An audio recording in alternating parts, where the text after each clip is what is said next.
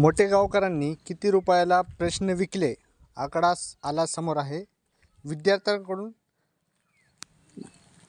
सांगण्यात आलेली आहे माहिती। देशभरात खळबळ उडवून देणारे नेट पेपरफुटी प्रकरणाचे धागेदोरे आता अधिक गडद होत चाललेले आहेत। मोठेगावकरांच्या क्लासमधील जवळपास 150 विद्यार्थी सीबीआयच्या रडावर आहेत।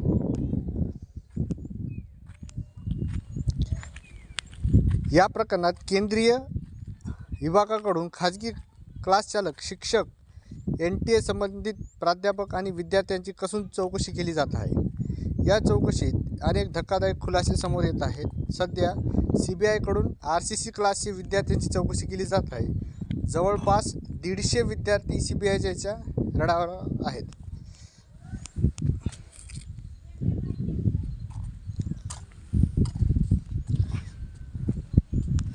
दरम्यान आता प्राध्यापक शिवराज मोठेगावकर यांच्या क्लासबाबत धक्कादायक माहिती समोर येत आहे।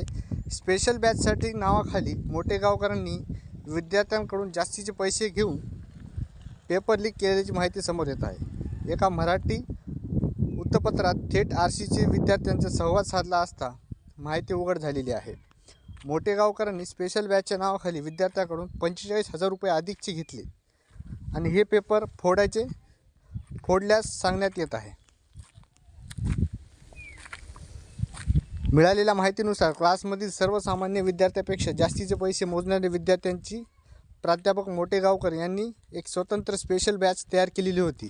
या विशेष बॅचमधील विद्यार्थी स्वतंत्र गेस पेपर, विशेष नोट आणि गुप्त प्रश्नसंच पुरवले जात होते। विद्यार्थ्यांनी दिलेल्या माहितीनुसार या स्पेशल बॅचसाठी इतर विद्यार्थ्यांना तुलनेत अधिक रक्कम आकारली जात होती। इतकेच नव्हे तर गोपनीयता राखण्यासाठी त्यांनी विद्यार्थ्यांचे वर्गीकरण करण्यासाठी एम्स टॉपर आणि अर्जुना अशा नावाचे विशेष व्हॉट्सअप ग्रुप देखील तयार करण्यात आलेले होते। स्कॉलरशिप म्हणजे शिष्यवृत्तीचे आमिष दाखवून किंवा कारण सांगून प्रत्येकाकडून रोख रुपयात वेगवेगळी फीस वसूल करण्यात आलेली होती, असाही दावा एका विद्यार्थ्याने केलेला आहे। मी मोठेगावकर सरांच्या स्पेशल बॅचचा विद्यार्थी होतो। सरांनी आम्हा काही ठराविक विद्यार्थ्यांना स्वतंत्रपणे बोलवून घेतले आणि मॉक टेस्टच्या नावाखाली ते प्रश्न दिले होते। माझ्याकडून थेट पेपरचे म्हणून वेगळे पैसे घेतले नाहीत, परंतु स्पेशल बॅचची एकूण फी इतर सामान्य विद्यार्थ्यांपेक्षा 45,000 रुपये जास्त होती असे विद्यार्थ्यांनी सांगितलेले आहे।